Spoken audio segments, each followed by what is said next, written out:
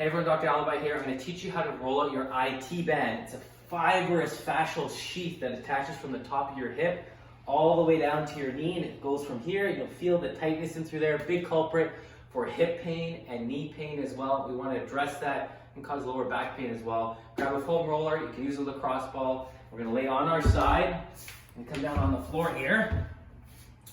And I'm going to place this foam roller. We're going to start from the bottom, just on the side of the knee, not on the kneecap, on the side. It's going to be really sore and tender in there. And you may not even be able to put your whole body weight on it initially, so you can kind of just find the right amount of pressure for you. And slow and easy on this one. You're going to roll back and forth, up and down through here. If you find a tight spot, just hang out there. Take some deep breaths. Breathe out.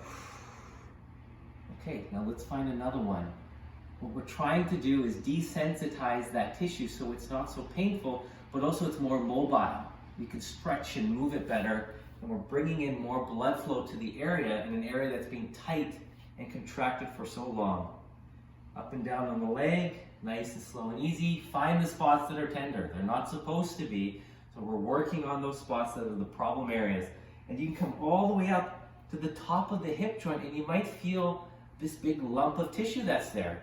And you can rock back and forth on that tissue and breathe, because it can be tender.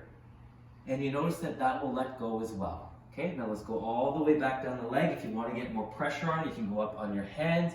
If you just want to lay on it and hang out there, noodle on that spot, you're more than welcome to as well. 60 to 90 seconds on each leg. Let me know how it goes and how you feel. Take care.